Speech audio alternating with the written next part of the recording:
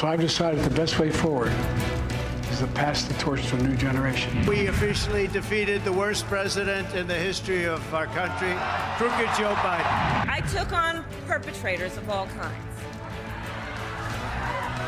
Predators who abused women, fraudsters who ripped off consumers, cheaters who broke the rules for their own gain. So hear me when I say, I know Donald Trump's type. But this November, the American people are going to tell her, no thanks, Kamala. You've done a terrible job. You've been terrible at everything you've done. You're ultra-liberal, and we don't want you here. We don't want you anywhere. Kamala, you're fired. Get out of here. You're fired. Do we want to live in a country of freedom, compassion, and rule of law? Or a country of chaos, fear, and hate? Hello and welcome to Global Eye. I'm Parikshit Luthra. Rapid developments in the United States with just 4 months to go for the presidential elections. Vice President Kamala Harris will contest against Republican nominee Donald Trump. This comes after US President Joe Biden withdrew from his re-election bid after a disastrous performance in the first debate. Kamala Harris has already made history by becoming the first Black woman and the first woman of South Asian origin to be the vice president. Today, she received the endorsement of Barack and Michelle Obama. What are her real chances of defeating Donald Trump? Trump is leading by a slender margin, according to the polls, in what promises to be a tight contest. Joining me now is a very special guest, Terry Szuplat, former speechwriter for Barack Obama for 8 years and also of the author of the upcoming book, Say It Well. Thank you very much, Terry, for joining us on the program. Give us a sense of what Barack Obama and Michelle Obama's endorsement for Kamala Harris means for her as the Democrat nominee for presidential elections. Sure, thanks for having me on. I think what the endorsement of President Obama and First Lady Michelle Obama means is that at this point, the Democratic Party is completely united behind Vice President Kamala Harris. What you've seen over the last few days is a remarkable coalescing of the Democratic Party around the vice president. A few days ago even, there was a great deal of division within the party about how to move forward. Today, there's unity, there's enthusiasm, remarkable surge in donations and energy. And again, so what this endorsement means is what you're seeing is a very, very united Democratic Party. Right. Terry, there have been some reports that Barack Obama took some time to endorse Kamala Harris because he was not sure about whether she's going to win. And somewhere he was not happy with this decision. As someone who was Obama's speechwriter for 8 years, do you feel these reports are true? Actually, not at all. I don't think that's the case at all. I mean, since he's left the presidency, President Barack Obama has tried to play a unifying force in the party, in the Democratic Party. So he doesn't engage in sort of fights within the party. What he does is he serves as a unifying role in the party. And so I think what you were seeing was Kamala Harris said at the very beginning when she announced that she wanted to be the nominee is that she wanted to earn and win the nomination. So you can't earn something if it's simply given to you by the party elders. So I think there was a very deliberate decision by President Obama, Michelle Obama, to stand back and let the party, let Democrats find their nominee. And when they did, they offered their enthusiastic endorsement, and they're going to be out there on the campaign trail doing everything they can, I'm sure, to help her become the next president of the United States. And as you said, a historic president of the United States, the first Black woman, the first person of Asian descent, South Asian descent. So this is a remarkable moment. And again, I just keep coming back. The transformation and the enthusiasm on the Democratic side right now has just been remarkable. It's something that you can feel, you can see it, and that's palpable. And that's really important in a campaign. As you know, in India, the enthusiasm of voters and the party means everything. Right. Terry, when we had seen the fight between President Biden and Donald Trump had a significant lead in the opinion polls over Biden. Now that margin is slender between Kamala Harris and Donald Trump.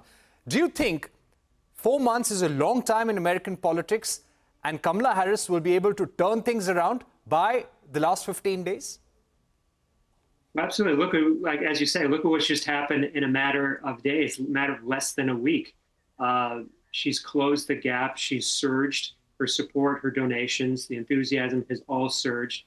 And, we haven't even had our convention yet. Democrats haven't had their convention. Typically what happens at a convention is the candidate gets a bump. So she hasn't even had her convention bump yet.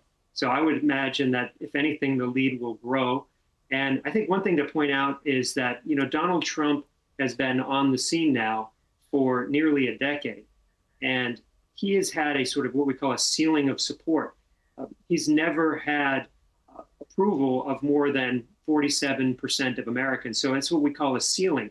So he's sort of at his ceiling already. He's probably not going to increase his support much more than he has, whereas Kamala Harris has a tremendous opportunity to grow. So again, it's about momentum. And right now she's gotten, I think, again, given the enthusiasm and the stakes of this election, that momentum is only going to increase. Right. Terry, we've always been told that it always comes down to some of those 5 and 6 key swing states in the U.S. election. That's what the battle is about. If we were to ask you about key issues that could move independent voters, young voters, new voters in this election, what could those be? If there were 3 contentious issues which you had to name, which could be a deciding factor, what would those be? Well, I think that one of the top ones is abortion and reproductive freedom, the right of women to control their own bodies. This is an issue that transcends age and demographics and parts of the country. This is a huge issue, especially for young women, and this is an area where Kamala Harris has tremendous strength among young people. Already, we're seeing support for the ticket surge among young people and people of color. And so I think that she has been a very effective spokesperson. You mentioned the book at the top. One of the things I talk about in the book is that all of us, whether you're in politics or business or a community leader, all of us have to lead with our strongest self. We have to speak from the heart. We have to speak about the things that are most important to us. That's when we're most effective communicators in politics, business, and in life. And Vice President Harris can do that by speaking to reproductive freedom. So I think already you're seeing her lean into that significantly. Other issues, of course, what we call kitchen table issues. The costs of everything have to come down in the United States. If she can put forward a strong plan to bring down costs for the American people, I think she'll increase her support. And again, I think ultimately this is going to come down to the kind of country we want to be, a country of freedom or fear, a country where we're a democracy that respects the will of the people, or where someone launches an insurrection against the Capitol because they don't like the results of the election. So I think all these things can really galvanize support among for her. Right. My final question, Terry, very briefly, if you could sum up for us, how do you think you have Donald Trump on one side, who's seen as a very tough, hard-talking presidential candidate. On the other side, you've got a successful litigator come vice president. How do you think Kamala Harris will take him on in terms of campaign speeches? You know speech writing very well, and it's important in presidential campaigns. How do you think Kamala Harris will take him on? Well, in fact, she's already started doing it. From her very first speeches, she's been giving a series of speeches across the country. And I'm glad you mentioned that, because that's exactly what she's doing. She has said that she is positioning herself as the former prosecutor who believes in the rule of law, who's going to prosecute the case against a man who's been convicted of 34 felony counts. And so elections, as you know, are about the future. They're about framing the choice, boiling the choice down. I think if she can successfully make this case over the coming months, that she is a successful prosecutor who believes in the rule of law, strength against a convicted felon, 34-time convicted felon, that's a powerful argument to make. And I think that ultimately could be one of the issues that puts her over the top and makes her a historic election. Right. Thank you very much, Terry, for joining us on the program, giving us your view on the election campaign and where Kamala Harris really scores over Donald Trump. Let's see what happens in the next 4 months. Thanks once again. Let me also get you an interview with former Indian ambassador to the United States, Taranjeet Singh Sandhu. We spoke to him about what this election really means for India and the changing dynamics in the United States.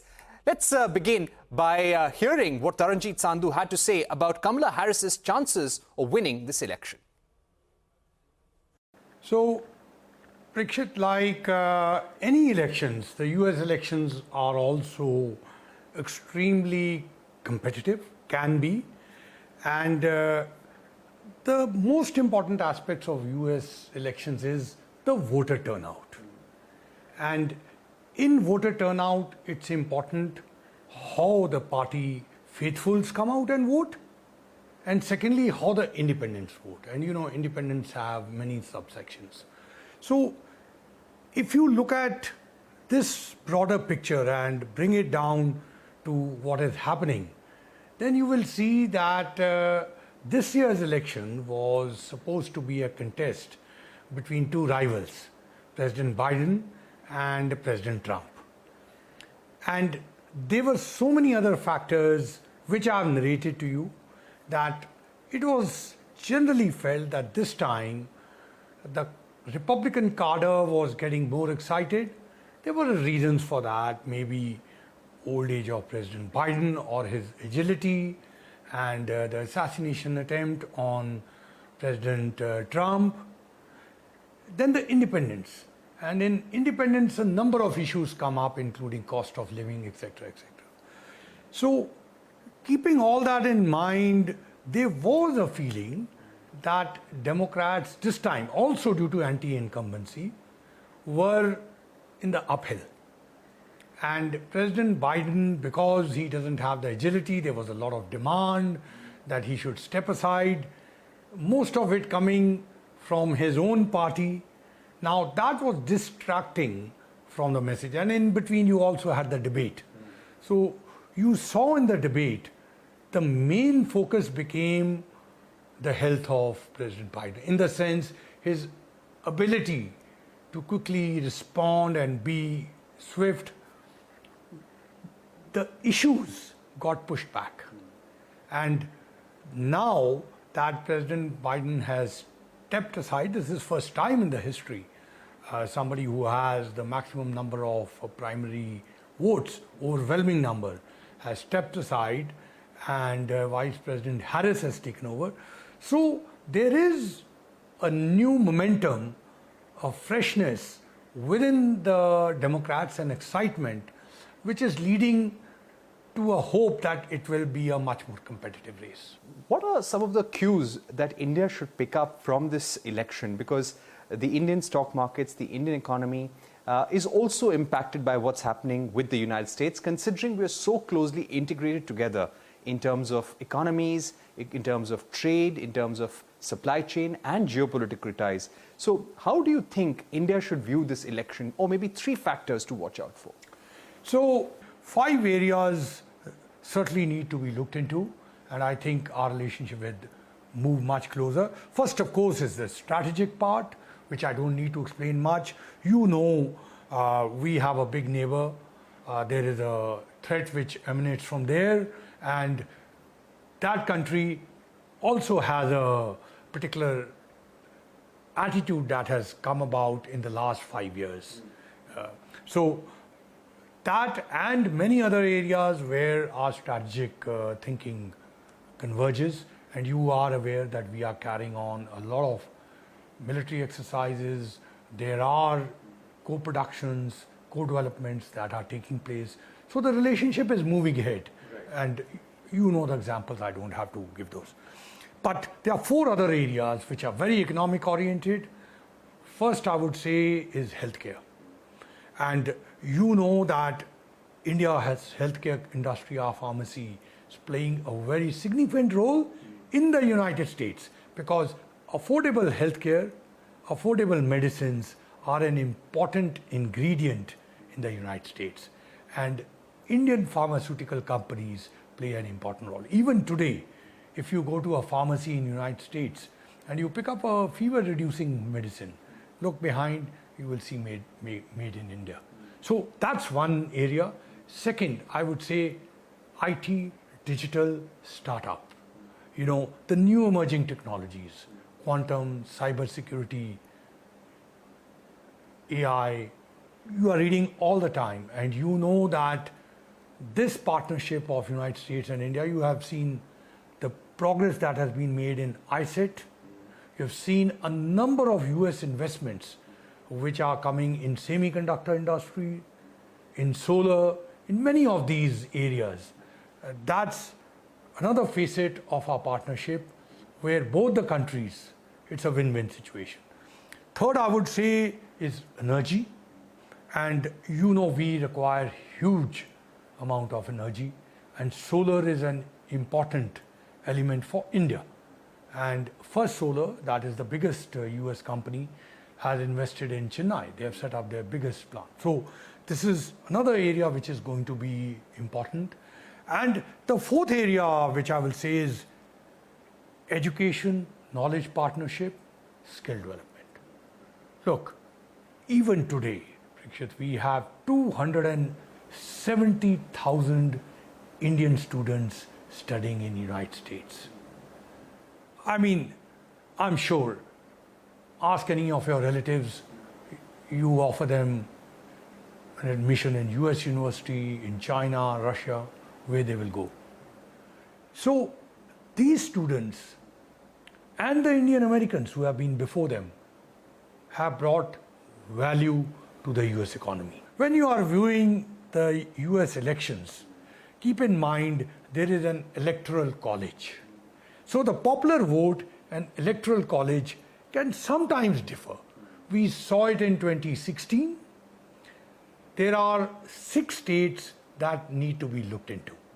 And therefore, do keep an eye on them, whether it's Pennsylvania, whether it's Michigan,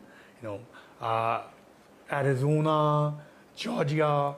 These are states which will make the difference. And I think the entire political game in the next few months will evolve around that. And you saw that Vice President nominee Vance, who of course has an India connection too, plays a significant role in that Midwest, what we call it. And perhaps do watch out whom Kamala Harris picks as a running mate. So the future politics, the future election, that is 2024 elections in November, will play around these 6 states.